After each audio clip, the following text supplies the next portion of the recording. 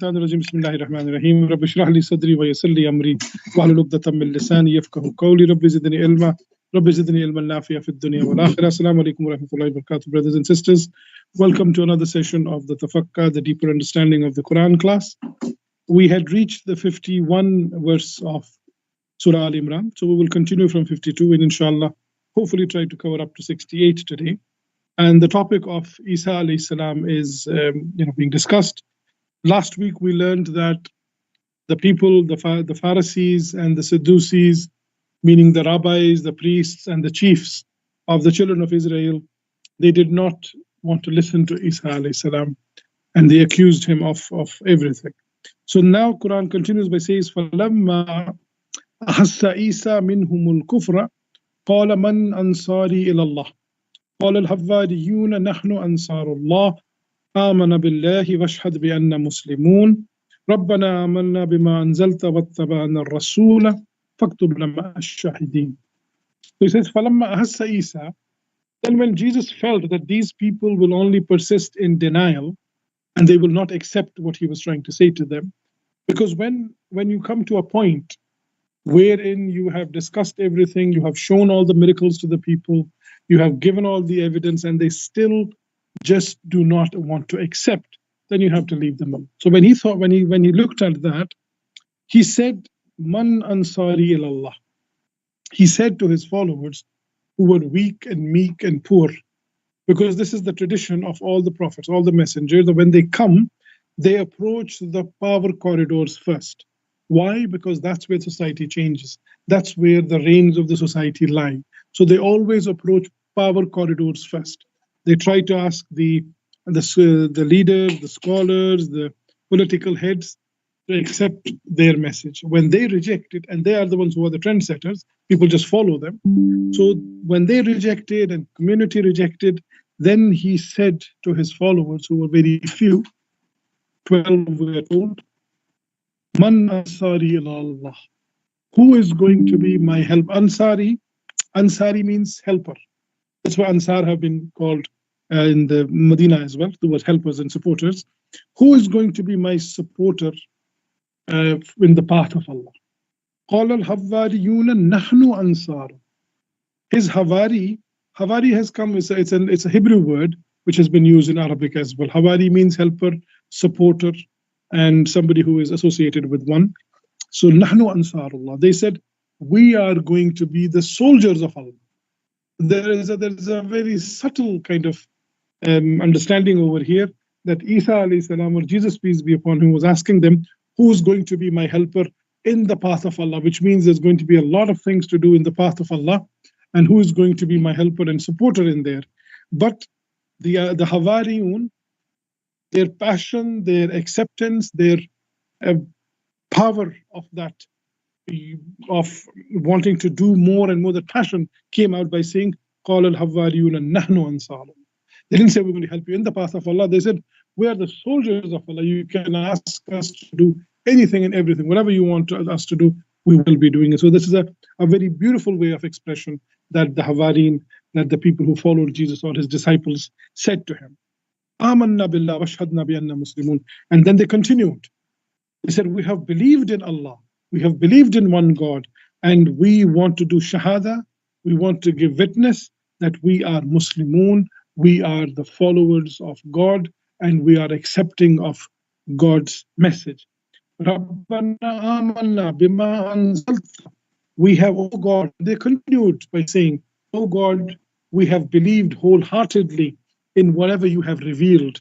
وَاتَّبَعْنَا الرَّسُولَ. And we are going to follow your Rasul, your messenger, meaning Isa, or Jesus, peace be upon him. فَاكْتُبْنَا مَعَ الشَّاهِدِينَ.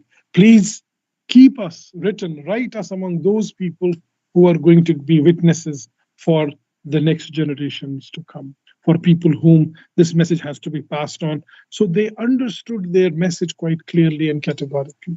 The Quranic verse over here is mentioning that Jesus, after trying everything with the children of Israel, he only could find these disciples who were 12 in number, and they were such great ones and so passionate and so dedicated ones that they said, yes, we want to take this on, regardless of whether somebody believes or not. We are the believers, we've accepted it, and we want to do this message. We want to carry this message on, to be shahideen, to be witnesses to the mankind.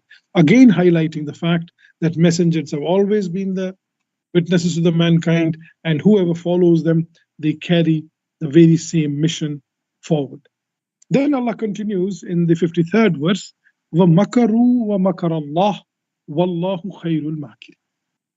Allah says that when this happened, then these Pharisees and the rich people and the Jewish rabbis, they started, makar means scheming, trying to plot. Now, plotting is started by those people who are weak. Plotting is always done by people who have nothing to stand on.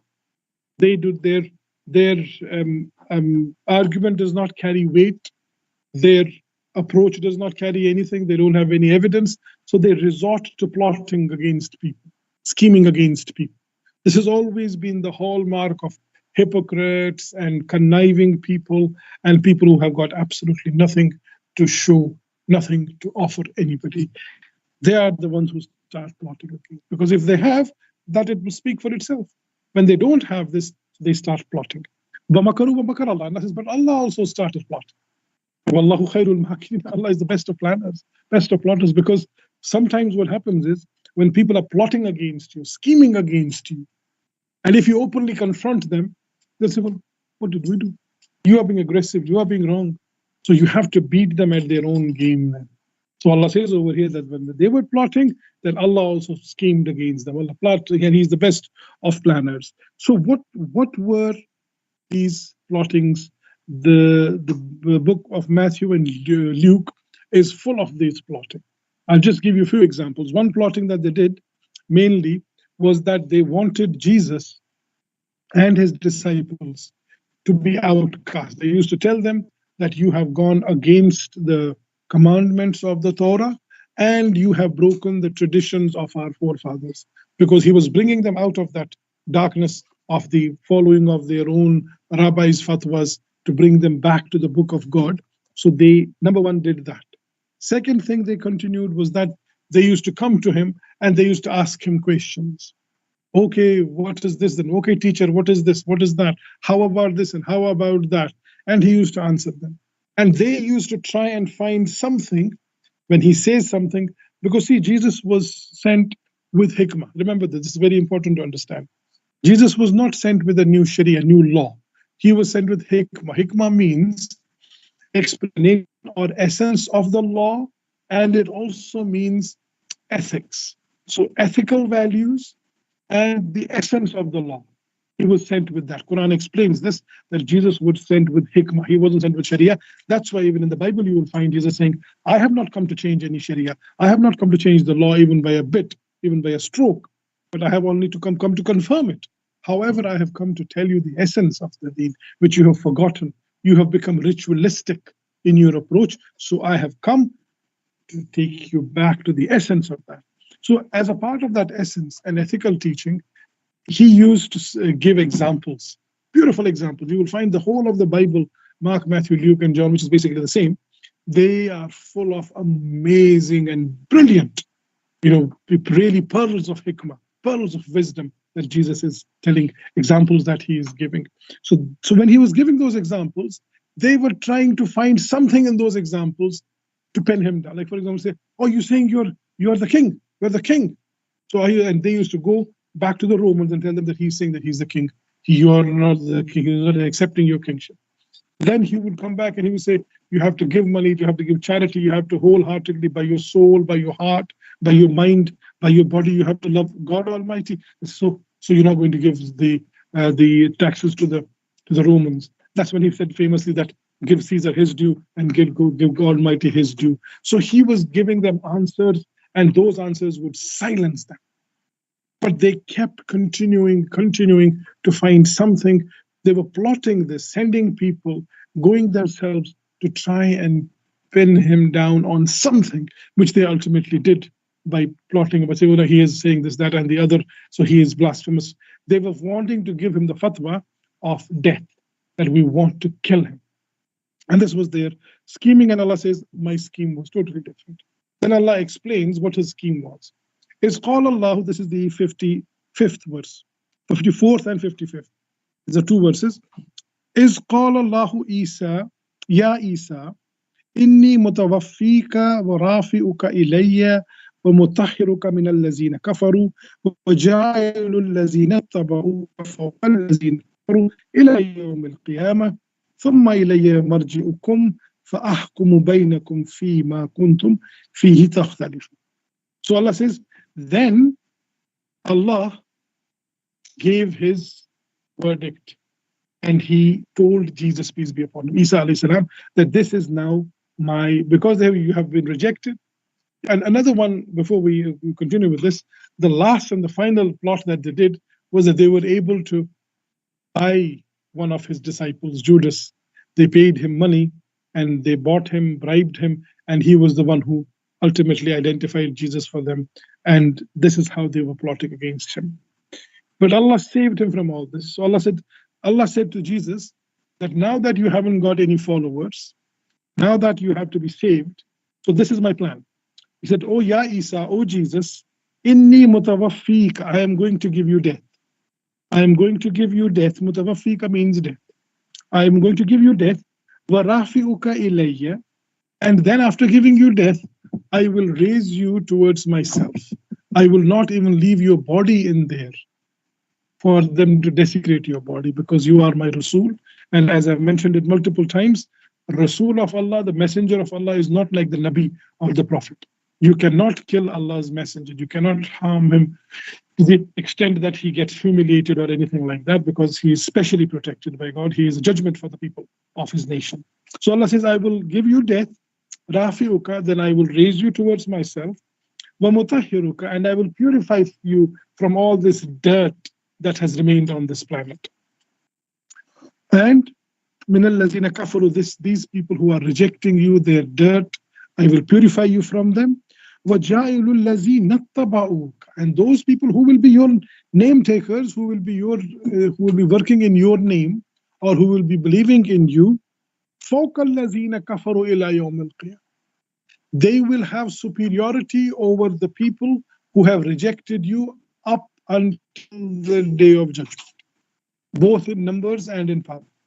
Both in numbers and in power, they will have superiority up until the day of judgment. ثم إلي مرجعكم فأحكم بينكم فيما كنتم فيه تختلفون, and then all of you will have to return back to me, and on that day I will explain to you and tell you everything that you were dividing, divisioning, and causing ikhtilaf, divisions among people for no reason. So Allah is mentioning over here the whole plan of Allah, that I'm going to take you back. Nobody's going to be able to kill you. They cannot kill the messenger. I will raise you to myself, purify you from the dirt of these nonsensical people, and those people who are your believers, who are believing in you, they will be the ones who will, up until the day of judgment, they will be superior to them, and they will be punished, obviously, and they were punished. فَأَمَّا الَّذِينَ كَفَرُوا فَأُعَذِّبُهُمْ عَذَابًا شَدِيدًا فِي الدُّنْيَا وَالْآخِرَةِ وَمَا لَهُم مِّن نَاصِرِينَ. And those people who have rejected you, O Jesus, I will punish them in this world as well as in the hereafter, and they will find no helpers and supporters, neither in this world nor in the.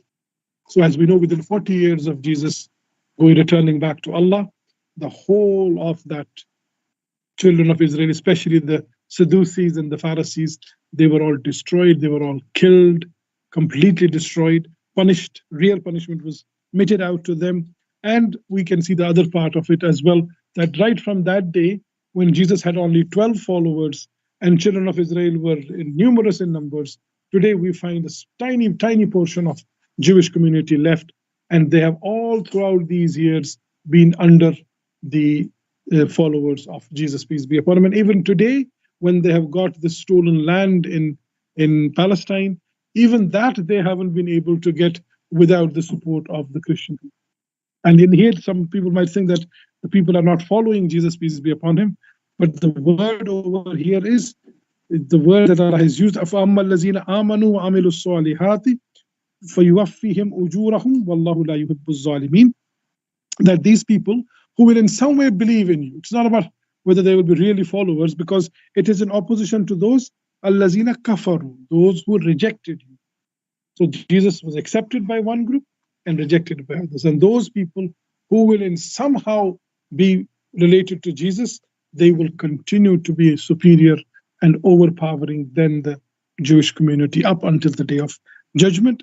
And then for the Hawaris, for the Christians, Allah says, وَأَمَّا الَّذِينَ آمَنُوا وَعَمِلُوا الصَّالِحَاتِ فَيُوَفِّيهِمْ أُجُورَهُم. Those among you who will be really true believers and working really good deeds, I will give you your full recompense. However, Wallahu la yuhibbu zalimin, but Allah does not like those people who associate partners with, who are zalimin. And again, those people who made Jesus, peace be upon him, as God, they have associated partners with God, so it is not for them. So we can see the whole plan of what Jesus, peace be upon him, was to do, how he came about, and the Quran is explaining this, that this is what happened at the time of Jesus. And the next verse clarifies, ذَلِكَ نَتْلُوهُ عَلَيْكَ مِنَ الْآيَاتِ وَذِكْرِ الْحَكِيمِ.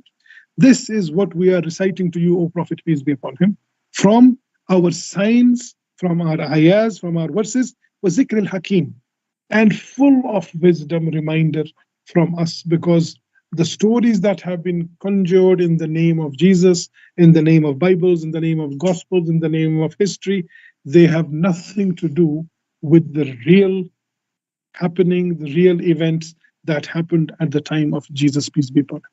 And these we are giving you, I'm telling you all this, and this is coming directly from God Almighty, who has made all this happen at that time and up until now.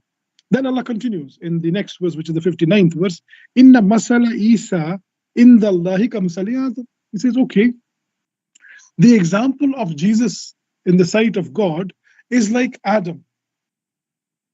خَلَقَهُ مِن تُرَابٍ ثُمَّ قَالَ لَهُ كُن فَيَكُونُ. I created him from this earth, and then I said, be, and he became. So if he was the creation of God without father and mother, and he's not God's son, how are you saying somebody who was born of a female, Mary, whom you know very well, how is he son of God? Adam didn't have neither a father nor a mother. He at least has a mother. You are happy to call him son of God. So his example is the example of Adam in sight of Allah subhanahu wa ta'ala.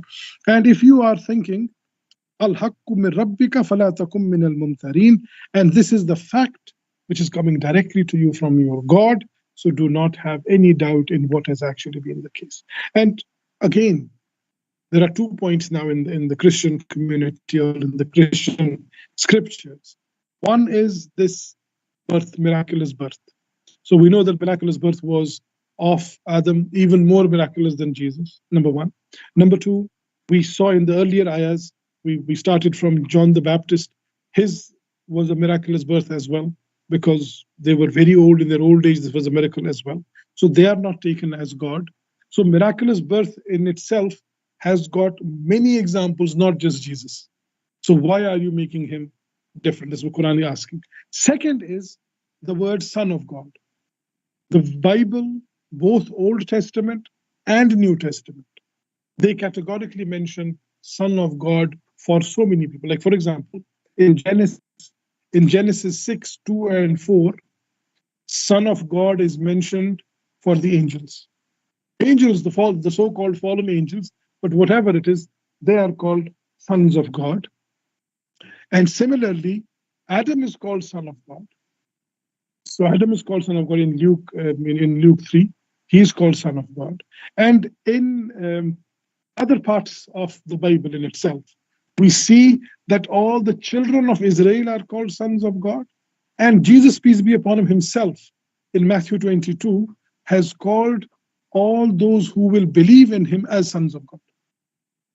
So Son of God and sons of God is a term which is used by Jesus, by Old Testament, by New Testament, has been used for Adam, has been used for angels, has been used for Jews, has been used for Christians, by the very same scriptures. So there is no exclusion that it should only be used or applied to Jesus, peace be upon him.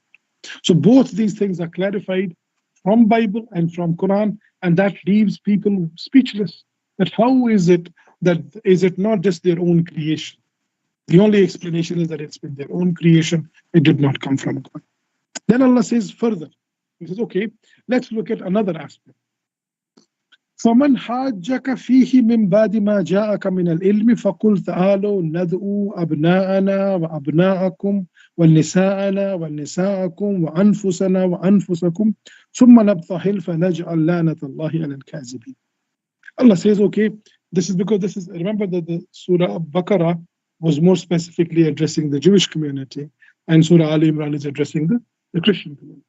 So here Allah is reminding that if these Christians are not accepting after all these evidence, clear evidence from Bible, from Quran is presented to them, then tell them that I am the messenger of God, and let us both come together, let us all come together. I will bring my children and my wives, and you bring your children, meaning your families, and let us ask Allah, oh Allah, whoever among us is wrong, curse him openly and punish him openly, so that people will miraculously see that. And Prophet offered this to the people of Najran, who were the Christians. They ran away, they didn't want to do this. So then Allah says, إِنَّ هَذَا لَهُوَ الْقِصَصُ الْحَقِّ وَمَا مِنْ إِلَهٍ إِلَّا اللَّهِ. This is indeed the true story of Jesus, peace be upon him, which we have told you, and there is nobody worthy of worship except Allah. وَأَنَّ اللَّهَ لَهُوَ الْعَزِيزُ الْحَكِيمُ, and He is Al-Aziz and Al-Hakim. Aziz means who has got all control, complete dominance. Somebody who has got full control and complete dominance, and Hakim is number one, who is really very wise, with full of wisdom, with full of hikmah. So a person who has got complete control and complete dominance, why would he need somebody to have his partner or son or daughter or anything else? He doesn't need that. These two things, these two qualities of being completely overpowering, full control, and being full of wisdom, they take away everything from association of partners and intercession. Because the shirk, associating partners with Allah, the only reason for that is to get some intercession on the day of judgment with God Almighty, to seek some refuge. But this takes both of them away, because He is in full control, full dominance, and His every action is full of wisdom. So He's not going to let people away because they were associated with this, that, and the other, and punish others. No, He will have full justice, full wisdom. فَإِن تَوَلَّوْا فَإِنَّ اللَّهَ عَلِيمٌ بِالْمُفْسِدِينَ. So then if they turn away from this, Allah says, if they turn away from this evidence, if they turn away from the Mubahila is the one, the example where you and let us curse, ask Allah to curse the person who is wrong. If you turn away, then you know that who is causing chaos. They are no longer wanting to know the truth. They have nothing to do with actually accepting or rejecting the facts. They are only wanting to create chaos, only wanting to create dissension and division. They have no interest in actually reaching to the truth if they reject both these things. So we continue when Allah subhanahu wa ta'ala further explains this by saying, Qul ya ahlal kitab. Then Allah says, okay, let's call all the people of the book, Jews and the Christians. Ta'alaw ila kalimatin sawa'in baynana wa baynakum. Let's agree on some common terms. What are the common terms? Allah na'budu illa Allah. Let's worship nobody except God. And this is the first command in Deuteronomy, is that you should not worship anybody but God. And again, Jesus also explained that the first command is worship nobody but God. So that's common between Jews and Christians. Both things are there. And Allah is saying, okay, let's call you the same command, the greatest command in Old Testament, the greatest command in New Testament, and the greatest command in the Quran is worship only one God. Let's accept that. Number one. Number two, وَلَا نُشْرِكَ بِهِ شَيْئًا. And we do not associate any partners with Him, because that is the whole purpose of having worshiping one God, which is, Deuteronomy is replete and full, just like the Quran. It's full of, praise for only one God and no association.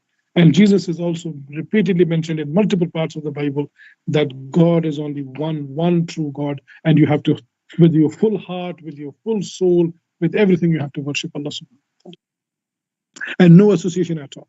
And وَلَا يَتَّخِذَ بَعْضُنَا أَرْبَابًا مِّن دُونِ اللَّهِ بَعْضُنَا بَعْضًا أَرْبَابًا مِّن دُونِ اللَّهِ.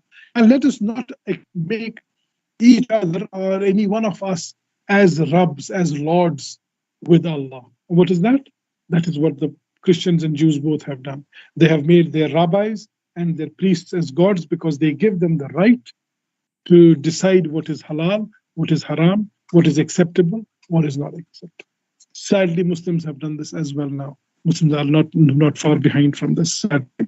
فَإِن تَوَلَّوْا فَقُولُوا اشْهَدُوا بِأَنَّا مُسْلِمُونَ.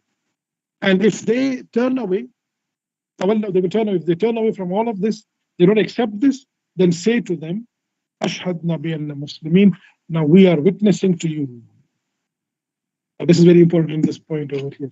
You were supposed to be witnesses. Jews were chosen to be witnesses, but they deviated that chosenness to, we are the chosen people. Christians were chosen to do shahada, to be witnesses. They chose that Jesus has died for our sins. We just have to believe. Now we are telling you that if you do not come to these common terms, which are common between us in all the three books which you claim to follow, which we claim to follow, then be ready to accept the fact that فَقُولُوا اشْهَدُوا بِأَنَّا مُسْلِمُونَ, that we are the shahada, we are giving witnesses that we follow only God Almighty. We submit only to God Almighty, we do not submit to anyone else, and we are giving the shahada to you now, which is like ironic, because you should have been given that shahada. You should have been the witnesses. Now we are witnesses to you because of your rejection. Not only that, Allah says, يَا أَهْلَ الْكِتَابِ لِمَ تُحَاجُّونَ فِي إِبْرَاهِيمَ وَمَا أُنزِلَتِ التَّوْرَاةُ وَالْإِنْجِيلُ إِلَّا مِنْ بَعْدِهِ أَفَلَا تَعْقِلُونَ. Then Allah says, okay, now you, all of you claim to be the descendants of Ibrahim, that we are, our forefather is Ibrahim, and we come from him and we follow him. All our prophets followed him because every prophet followed Ibrahim alayhi salam. So tell me, how can you say that Jews or the Christians are the only ones who will attain salvation when Ibrahim was born 4,000 years ago, and at least 2,000 years ago, before Jesus, peace be upon him? He was not a Jew, he was not a Christian. So what salvation is he going to attain? On what basis is he going to be finding salvation? أَفَلَا تَعْقِلُونَ. Do you not use your aql? Do you not use your brain? Are you not using your brain? At least for something you need to have some basis. Where are you going to put Ibrahim alayhi salam? If you think that it's only the Jews, it's only the Christians who have been chosen or who are going to believe, who are going to attain salvation, nobody else, where is salvation of Ibrahim alayhi salam? And who was he following? Who was he? Was he a Jew? Was he a Christian? ها أنتم هؤلاء حاججتم فيما لكم به علم فلا تحاجون فيما ليس لكم به علم. You are arguing on the basis of little knowledge that you have of your books, and okay, about that you can argue that no, we have this book, we have that book, so no, this saint this wrote that and saint that wrote that. But what about Ibrahim alayhi salam? You got no knowledge about that. You got no knowledge who he was following. So how can you fight on that? That no, we are his followers. Wallahu ya'lamu wa antum la ta'lamun. Allah knows everything before and after, whereas you do not know about it. You are not the ones who know anything about it. He is the one who knows who he was following, what he was. And let me tell you who he was. Ma kana Ibrahimu Yahudiyan wala Nasraniyan walakin kana Hanifan Muslim. Ibrahim was neither a Yahudi, nor a Jew, nor a Christian, but he was Hanifan Muslim, exclusively devoted to God, exclusively submitting himself to God. He was not dividing into groups and nations and tribes and rabbis and anything else. He was Hanifan Muslim. Hanif means exclusively devoted. Muslima means completely submitting to Allah. So exclusively, completely submitting to Allah. That was Ibrahim alayhi salam. وَمَا كَانَ مِنَ الْمُشْرِكِينَ. And because first addresses were the mushrikeen of Makkah as well, although this surah is talking to Christians, but they have also been mentioned over there. Why? Because they were also claiming to be followers of Ibrahim alayhi salam. So in just a sarcastic point to them as well, وَمَا كَانَ مِنَ الْمُشْرِكِينَ. And he certainly wasn't among those who associate partners with them. So he wasn't a Yahudi, he wasn't a Nasrani, and he wasn't a Mushrikeen. إِنَّ أَوْلَى النَّاسَ بِإِبْرَاهِيمَ لَلَّذِينَ اتَّبَعُوهُ وَهَذَا النَّبِيُّ وَالَّذِينَ آمَنُوا وَاللَّهُ وَلِيُّ الْمُؤْمِنِينَ. If anybody, Allah says, if anybody has the right to claim to be associated with Ibrahim, it is those people who followed Ibrahim. First one. Those who followed Ibrahim, they have the right to say that we are the Ibrahimic path. We are following Ibrahim. We are his sons, so to say.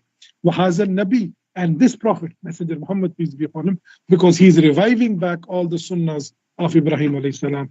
وَالَّذِينَ آمَنُوا, and those who follow this prophet, this messenger, meaning Muslims, they have the right to be closer to Ibrahim.